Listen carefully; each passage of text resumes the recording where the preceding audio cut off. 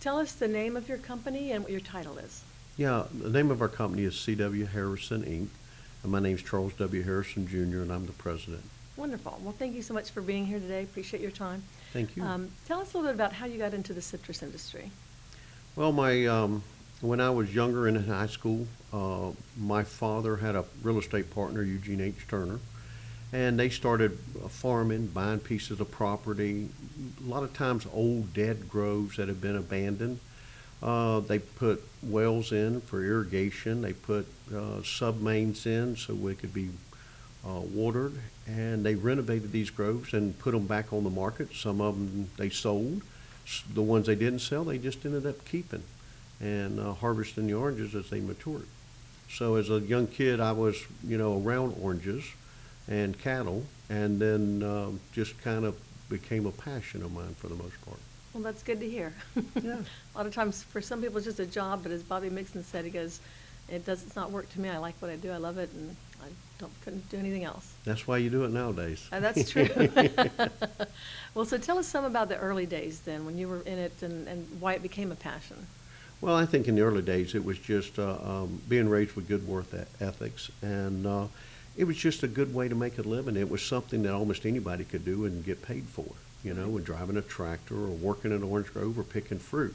And so in the early days, and things have transitioned a lot since then, but you didn't have herbicides, you really wasn't spraying, you were kind of dusting, you were chopping, and those things came later on in the years, and as we became more and more innovative, we became using some of that kind of stuff, and then our production continued to grow as we did. And now you had done some work with mechanical harvesting, from what I'd heard. So tell us how you got into that. Well, we had acquired a large tract of land, which was originally the Valencia Grove, that Hugh Culverhouse from the Tampa Bay Buccaneers had set years ago as an investment.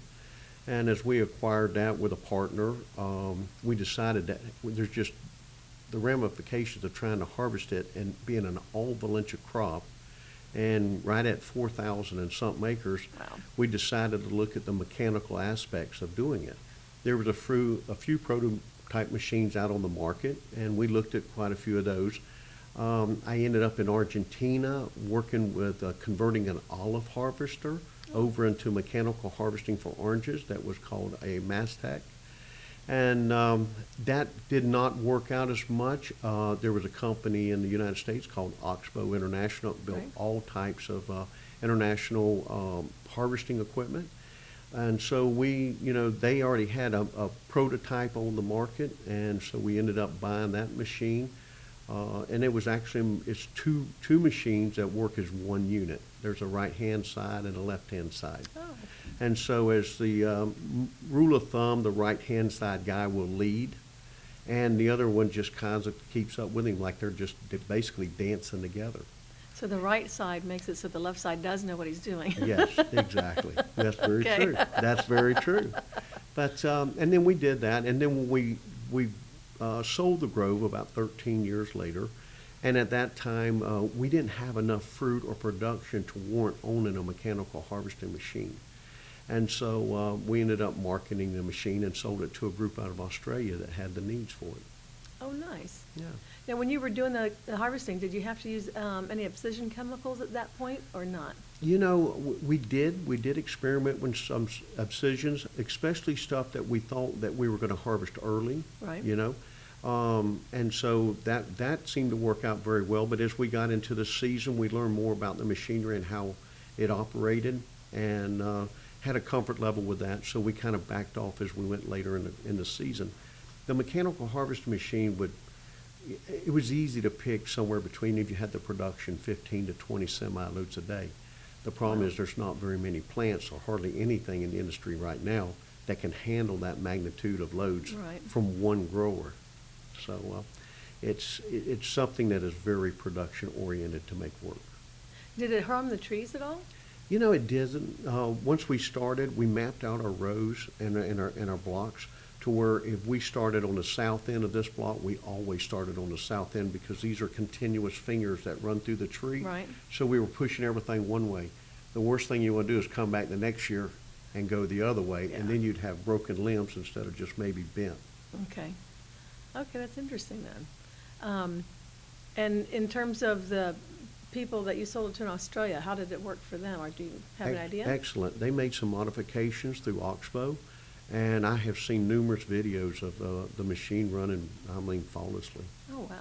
Yeah, they have an extreme labor problem, believe it or not, in Australia, so mechanical harvesting was a way for them to go.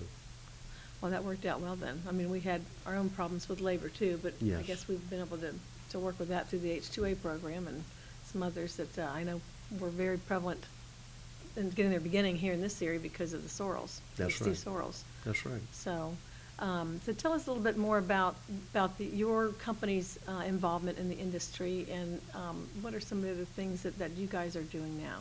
Well, I think, we kind of started back in owning our own groves early on, and in about 1987, we ended up selling some orange groves. And the people didn't have the equipment or the knowledge at that point to take care of them, so we ended up getting into the management business in the late Oh, okay. 80s. Mhm. So we started managing groves for everybody, and once we started doing that, people would call us and say, hey, I bought a piece of land. I'd like to develop a grove on it. Would you be interested in doing it? So we did a lot of development of new groves around the area for different investors. And we started doing contract caretaking and just a full-scale, grove caretaking service. We do their harvesting and everything. We set up a harvesting company back in the 90s called Tranex, which ended up being Valencia Harvesting, Inc. And we was running about 150 semi-trailers and about 15 semis. So Oh, we were my. moving quite a bit of fruit. We'd move somewhere between 25 to maybe 65 semi-loads a day That's a during the lot of peak of fruit. the season. A lot of oranges. But we did that, and then since in the 2000s, when the greening started hitting, and we've got some freezes and hurricanes, and we just kind of scaled back a little bit. Okay. And Hurricane Charlie really devastated a lot of this area and kind of put people's thinking caps on and seeing whether or not they want to move forward. And so some did, some didn't. And we decided to make that decision and just use our resources as an investment to keep growing. And it's been really good for us, but, this industry is getting smaller and smaller and smaller every day, and will continue, Right. in my opinion. Now, when you guys were at your height, was it mainly in DeSoto County, or are you outside counties like Hardy and everything else? We were actually in Manatee, Sarasota, Charlotte, and DeSoto. Okay, great. Yeah. So it covers a wide area. So at this point, do you have anything left in citrus now, or? Yes, yeah, we still have about 800 acres. Mhm. We still manage about 2,500 acres for some other people, and it just enough to keep us busy and at the pace that we'd like to run at right now. Okay. Now, you were born here, right? I was born and raised here in Arcadia. And how about your father? My father was raised on a ranch right in the next county in Sarasota. That's right on the county line. Okay. And then, my grandfather was raised in South Carolina. Oh, nice. What made him move the family down here, do you know? Well, I think just he wanted to be in the cattle business, and this was such a better area for growing cattle Right. that he kind of migrated from Greensboro, South Carolina, down to Micanopy, just south of Mhm, I know right Gainesville. where my- yep. Started grazing some of the prairies, and then ended up finding a piece of property, about 2,400 acres, just on the DeSoto County, Sarasota County line, and started a cattle operation right there, and actually a beef slaughterhouse. Oh, nice. Mhm. So now, do you still have that area? We sold the ranch back in one of my uncles bought the ranch out back in the early 80s. Okay. And then so it kind of stayed in the family for a few years, and then it finally ended up selling. And we ended up, when my father sold out of the ranch with his brothers, he ended up just buying his own place and adding it as we went. Okay, great. Now, this area has seen its ups and downs in citrus and everything, but you have a lot of colorful characters here. Who are some of your favorites or mentors, or anybody that you might want to, I tell you, there is quite a few. The sad thing is most of them aren't here anymore. I know, that's why I want to try to bring it Yeah. out, some of their memories of them. Well, I think, my father, for one, was instrumental being in this town and knowing everybody, and that's a cool and humbling thing to me. Eugene H. Turner, the Turner family were very monumental in putting things together. And if you had a problem, they were people you could go to and they could help you solve problems. The Hollingsworth family, Clyde and VC, those are just great people. Do anything in the world for you. You see the Kerry Mike Mercer, been around here forever, just old Arcadia families that have just been here since you never met them, you just always knew them. Yes. Yeah. Well, I mean, I've seen the Turner, the Agri Center, Yeah. that type of thing. I mean, Yeah. I know that they've been very impactful in the area here. And the Sarles family, very Mhm. instrumental, very large citrus growers, that just did a phenomenal job. Right. And what kind of impact do you think your family's had on the area? I think just being able to provide jobs and labor for people to do, we try to give to the community when we can. It's just been, all my kids were raised here, and most of my grandkids are raised here. Oh, nice. So it's a generation that we're proud of and a heritage, and so I hope they'll stay around here as long as we can hold on to things and do what we're doing. We're going to keep doing it. Absolutely. And speaking of heritage, I mean, that's what we're trying to do this oral history project for, Mhm. just so we can have firsthand knowledge from people, what they've experienced in the industry. Are there any experiences that you've had that you want to bring out and, just to let people know how good the industry was, how hard it might have been, the changes that you've seen in your lifetime? Well, I think a lot of times, I always look back at Hurricane Charlie that was such an impact on this community. And then I'm saying, wow, if we can sustain this, we can pretty much do anything. And we went through some troubling years of trying to rebuild and get groves and go through the greening and the diseases right there. We went through a period where fruit wasn't worth any money. We're trying to figure out why are we growing it and spending this kind of money. But, things seem to cycle and they seem to keep. So if you just stay in your backyard, do what you do best, hopefully you'll be on top whenever you cycle through this. Let's cross our fingers, knock on wood. Yes, please.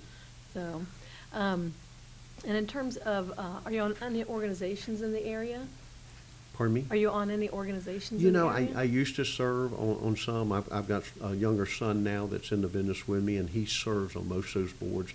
I'm on a farm credit nominating committee Okay. that I serve on right now, but I've kind of stepped off of some of the boards right here. That's kind of a relief, I'm Yeah, sure. yeah, yeah. But it's fun to be, in with everybody, so it It is a is. small community, and it's like old home week whenever you see everybody again, so, For sure. yes. Is there anything you want to make sure that we bring out that, in terms of Arcadia and the people and the citrus industry? Well, I just, as a whole, I think the citrus industry's in troubled times. Yeah. And, if you can't, one, our costs have escalated to a point that, you try and really figure out, is this going to work or not? And at that same time, even though we're in a global market and a global economy, sometimes you can buy the same product cheaper from somewhere else. And I saw this happening years and years through manufacturing when we lost all these jobs. Now we're losing all our food source. And it's not just oranges, it's everything. It used to be a watermelon season. There's no watermelon season. You get watermelons year round. Used to be a strawberry season. There's no strawberry season. You get strawberries year round. So, we're fighting a global economy, in a global world right now. And we have got to figure out, if we're going to stay in this business, how we're going to sustain and get an edge that nobody else has that we're competing against every day. Well, because it's not an even playing field, so that's an unfortunate thing. It's not. It is a very unfortunate playing field. But I'd like to say that, Americans, if nothing else, and even citrus growers are innovative enough that if there's any way possible, they'll make it work. They'll figure Right. out how to make it work, one way or the other, good, bad, or Absolutely. ugly. Absolutely. So who are some of your contemporaries that you've worked with in the past in the industry? Jamie Carrion was a guy that we were in partnerships. He was out of Puerto Rico, came over here, fell in love with the citrus industry and started buying and developing groves. Eugene H. Turner, him and my dad were partners. I ran the citrus operation and a lot of the farming for them, and I was a young, in my 20s and all like that growing up. And just the honor of sitting at a table watching these guys put million-dollar business deals together and being a Right. fly on the wall and understanding how all that works is things that, you know, you just can't learn in school. You don't learn out of a book. You have to learn firsthand. And it's, you know, humbling to know that I got to sit there and listen to some of those deals that, you know, a lot of people won't ever have the opportunity. That must have been amazing. What, in terms of the deals itself, what did you, what impacted you the most? I mean, was it just Well, I think negotiating skills. You know, when you're sitting down with a Tropicana, you know, and you're negotiating sometimes up to a 10-year contract, which is almost unheard of now. Right. But a 5-year or 2-year contract didn't matter. It was stressful for a guy that does it every once in a while, that Tropicana does all day long. So then I think sitting back and watching these guys negotiate and not show their hand all at one time and figure out what they could live with and not live with in that process, that's just something always stuck in my mind of saying, you know, there is a solution. We just got to make sure we can figure one out that both sides are going to be happy with. That's true, absolutely. Mhm. So, well, I appreciate you coming in today. Is there anything else you want to make sure you No, I get us on appreciate, tape? I appreciate the opportunity. I appreciate the fact you're doing this to try and retain some of this that, you know. Trying hard. Yeah, but thank you very much. I appreciate it. Thank you. All right. Right.